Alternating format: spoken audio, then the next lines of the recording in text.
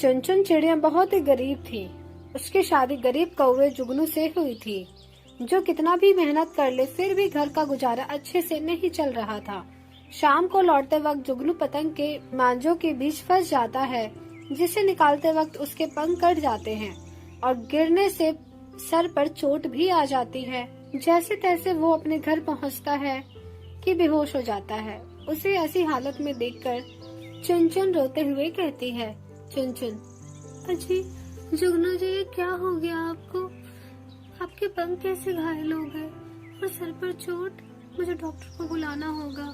चुनचुन अपने पति को लिटाकर फौरन उड़ती हुई डॉक्टर को बुलाकर ले आती है, जहां वो उसका इलाज करते हुए कहते हैं, डॉक्टर, आपके पति की हालत बहुत गंभीर है। इनका इलाज कराने के लिए आपको शहर जाना होगा, क्योंकि सिर पर ज्यादा चोट लगी है। चुनचुन, क्या शहर जाना होगा?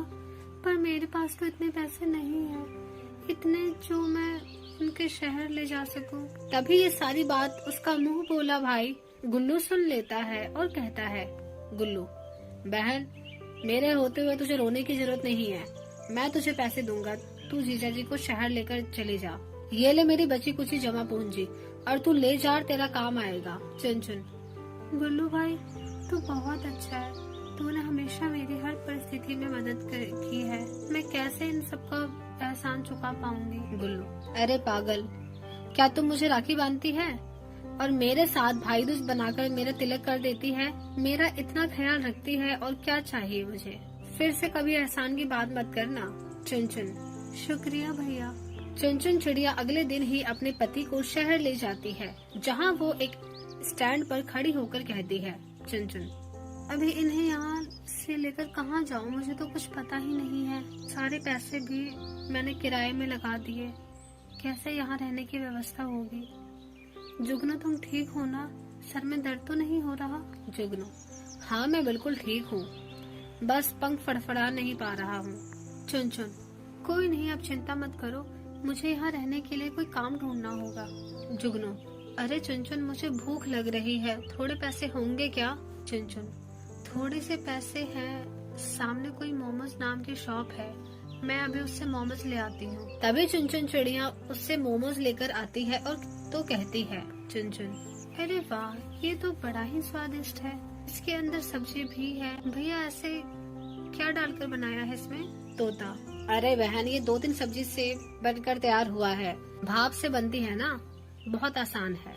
तभी वो तोता चुनचुन को नए शहर में रहने का ठिकाना देता है, जहाँ वो दोनों रहते हैं और कहते हैं, चुनचुन, ऐसे बात नहीं बनेगी, मुझे भी जरूर कोई काम देखना चाहिए। क्यों ना मैं भी वो मोमोज ही बना कर बेचूं, क्योंकि वो तो सस्ते में है। जुगनू, हाँ ये ठीक रहेगा। चुनचुन बचे पैसों से वो मोमोज का सामान खरीद ले आती है और मोमोज बनाकर बेचने लगती है, जिससे सभी लोग उसका मोमोज खाकर अपनी उंगली चाटते हुए कहते हैं, चिड़िया, आपके मोमोज बहुत ही बढ़िया हैं, जरा और दीजिए। चुनचुन, ये लीजिए। पहले दिन उसकी अच्छी कमाई होती है, लेकिन उदास जुगनू कहता है, जुगनू, काश इस नवरात्रि में मैं तुम्हारे साथ खेल पाता और तुम्हारी मदद भी कर पाता, अफसोस है। चुनचुन, तुम ठीक तो हो जाओ पहले। जुगनू, जरूर, तुम सोच तो अच्छा ही रही हो, लेकिन मुझे अपने ऊपर बहुत गुस्सा आ रहा है, काश कि मैं तुम्हारी मदद कर पाता। चुनचुन, अब आप फिक्र मत कीजिए, मैं हूँ ना। ये कहकर चुनचुन वहाँ मोमोज बनाकर बेचने लगती है, जिससे उसके घर की आमदनी भी बढ़ जाती है और सभी पक्षी उसका मोमोज खाकर कहते हैं, कबूतरी, चुनचुन, तुमने तो बहुत ही बढ़िया मोमोज बनाया है, जरा एक और प्लेट देना। चुनचुन, ये लीजिए, मोमोज खाइए। तभी चुनचुन ये बोलकर ग्राहकों को और मोमोज देती है, जिससे कुछ ही दिनों में उसका दुकान चल जाता है और वो मोमोज बनाकर ही अपने लिए एक नया घर खरीद लेती है, साथ ही अपने पति का इलाज भी करवाती है, जिसके बाद वो हमेशा के लिए ठीक हो जाता है और वो खुशी खुशी रहने लगते हैं। किच्चू नाम की चिड़िया अपनी माँ रानो के साथ रहती थी। उसकी माँ बहुत गरीब थी और उसी गरीबी में उसे पाल पोस कर बड़ा किया था, लेकिन किच्चू को तो अपनी सहेलियों को देखकर और पैसा चाहिए था, जो उसकी माँ दे नहीं सकती थी।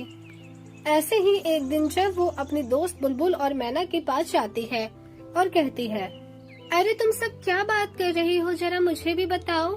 मैना, तू जानती है ना किच्चू, हमें तुझसे बात नहीं करनी, फिर तू अपना मुंह ढककर हमारे पास आ जाती है। किच्चू, यार तुम मेरे दोस्त हो, ऐसे क्यों बोल रहे हो। बुलबुल, तू और दोस्त? गरीब परिंदे, तू बनेगी हमारी दोस्त? अरे तुझ पर तो खाने के लिए भी पैसे नहीं है, इतनी अजीब तरीके से रहते हैं। हमें देख, मेरे कानों के झुमके देख, गले का हार देख, कुछ भी है तेरे पास? मैना, अरे चिंता मत करो, इस भिखारी पर कुछ भी नहीं हो सकता, ये बिना पैसों के रहती है हमेशा। बुलबुल, हाँ जानती है ना, अगर हम इसे कहीं घूमने के लिए भी बुलाते हैं तो इस पर ना खाने के लिए पैसे होते ना खर्च करने के लिए, और हम इसे कब तक देते रहेंगे, इसलिए हम इसे कहीं बुलाते भी नहीं। किच्चू, बस बहुत हुआ बुलबुल और मैंने तुम दोनों का, मैं कुछ नहीं कहती तो उसका मतलब ये थोड़ी है तुम कुछ भी बोल दे जाओगे, देखना मुझ पर भी एक दिन बहुत पैसा होगा। तभी गुस्से में मुंह उठाकर किच्चू चिड़ियाघर आ जाती है। तभी उसकी माँ कहती है, रानो क्या हुआ किच्चू, तेरा मुंह कैसे उतरा हुआ है, दोस्तों से लड़ाई हुई है क्या? किच्चू, आप तो कुछ मत बोलिए, आपकी वजह से ही मेरे दोस्तों के सामने मेरा मजाक बनता है, आप पैसे नहीं देती हो, आपकी गरीबी की वजह से ही मैं भी गरीब हूँ, मैं कहीं नहीं जाती हूँ और मेरे दोस्त मुझे बुलाते ही नहीं है, मुझे आपसे बात ही नहीं करनी, जाओ यहाँ से आप। ये बोलते ही किच्चू गुस्से में फिर कहीं चली जाती है और कहती है, किच्चू बस बहुत हुआ, अब मुझे गरीब नहीं रहना, क्यों ना मैं पैसे लूटने लग जाऊं, उससे मेरे पास बहुत सारे पैसे आ जाएंगे।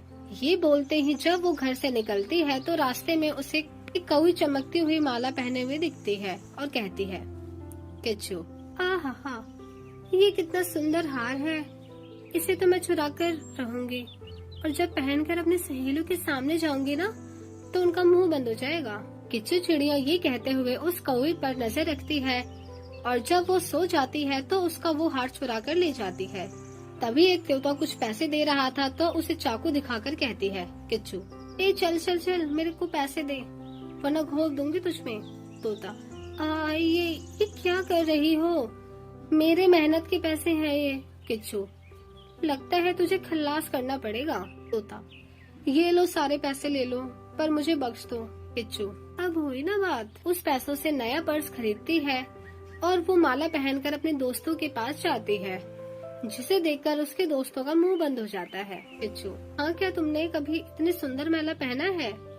खैर इतने अमीर तो हो नहीं तुम जो इतने महंगे माला पहनोगे, और ये देखो मेरा पर्स कितना महंगा सा है। मैना, नहीं इतना महंगा नहीं। ऐसे ही किच्चू चिड़िया बार बार लोगों का कीमती सामान या पैसों को लूट लिया करती थी। तभी एक दिन रानो उसे दूसरों का सामान लूटते हुए देख लेती है तो कहती है, रानो किच्चू ये सब क्या है, मैंने तुझे चोरी चकारी या लूटना सिखाया है, आखिर तूने ये सब क्यों किया? तुझे पता भी है कितने पक्षियों ने मुझे कहा है कि मेरी बेटी यानी कि तूने ये सब सामान चुराया है, पर मैंने नहीं माना, बोल ऐसा क्यों किया तूने? किच्चू, क्योंकि माँ आप गरीब हो और मुझे अमीरों की जिंदगी जीनी है, इसलिए मैंने लूटा। रानी, चुराई हुई कमाई से बेटा कोई खुश नहीं रहता है, मैं नहीं चाहती कि तेरे साथ भी कुछ बुरा हो। उससे पहले तूने जो चीजें चुराई हैं या लिया है तो उन्हें वापस कर दे।